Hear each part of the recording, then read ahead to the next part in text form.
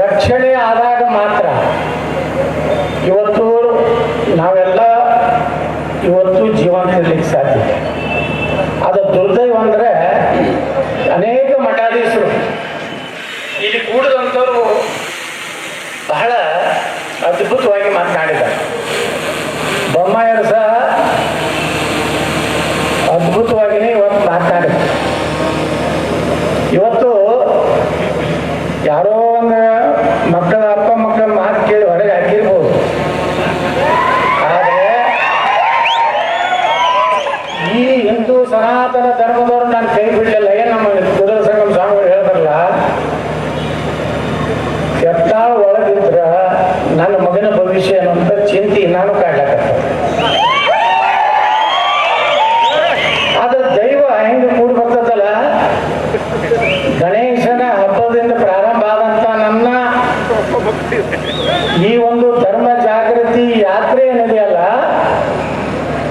ಎಲ್ಲಿ ಹಿಂದೂ ಸನಾತನ ಧರ್ಮ ನೋಡಿ ಓಟ್ ಹಾಕೋರಿರ್ಲಿಲ್ಲ, ಅಲ್ಲಿ ಬರೇ ತಮ್ಮ ಜಾತಿಯ ಒಬ್ಬ ನಾಯಕ ಆಗ್ಬೇಕು, ಅವ್ರು ಮುಖ್ಯಮಂತ್ರಿ ಆಗ್ಬೇಕು ಅನ್ನುವಂಥ ಕಲ್ಪನೆ ಇರುವಂತಹ ಮಂಡ್ಯ ಜಿಲ್ಲೆಯಲ್ಲಿ ಸಹಿತ ಇವತ್ತು ಕೇಸರಿ ಧ್ವಜ ಹಾರ್ತಾ ಇದೆ. ಅವಶ್ಯಕತೆ ಇತ್ತು. ನಾನು ನಿನ್ನೆ ಆದಿಚುಂಚನಗಿರಿ ಮಠಕ್ಕೆ ಹೋಗಿದ್ದೆ. ಎರಡೂವರೆ ತಾಸು ಅಲ್ಲಿ ಕಾಲಭೈರವನ ಲಕ್ಷ ದೀಪೋತ್ಸವದಲ್ಲಿ ನಮ್ಮ ಗುರುಗಳಲ್ಲಿ ನಮ್ಮ ಆದಿಚುಂಚನಗಿರಿ ಮಹಾಸ್ವಾಮಿಗಳು ಕರ್ಕೊಂಡು ಅಡ್ಡಾಡಿದ್ರು.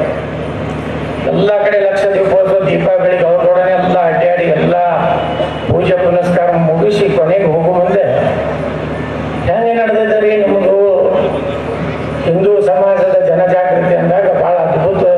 ಅವರನ್ನ ಎಲ್ಲೂ ರೊಕ್ಕ ಖರ್ಚು ಮಾಡಿಲ್ಲ, ಡಾಬಾ ಕರೆದಿಲ್ಲ, ವಿಷಯ ಜೀಪ್ ಕೊಟ್ಟು ಕಳಿಸಿಲ್ಲ, ಯಾರಿಗೂ ದಾರು ಕುಡಿಸಿಲ್ಲ. ಅದು 10-15 ಸಾವಿರ ಜನ ಕೂಡ್ಲಾಕತ್ತಾರ ಅಂತ ಹೇಳಿದೆ. ಅವ್ರಿಗೆ ಎಷ್ಟು ಮಾರ್ಮಿಕವಾಗಿ ಒಂದು ಮಾತು ಹೇಳಿದ್ರು. ಮತ್ತು ಕೂಡ್ಲಾರ್ದೆ ಏನು ಮಾಡ್ತಾರೆ, ಅವ್ರಿಗೆ ಇದು ಧರಿಸಿ ಬಂದೈತಿ ಅಂತ ಅದು ಗೊತ್ತಾಗ್ಬಿಟ್ಟೈತೆ ಜನರಿಗೆ.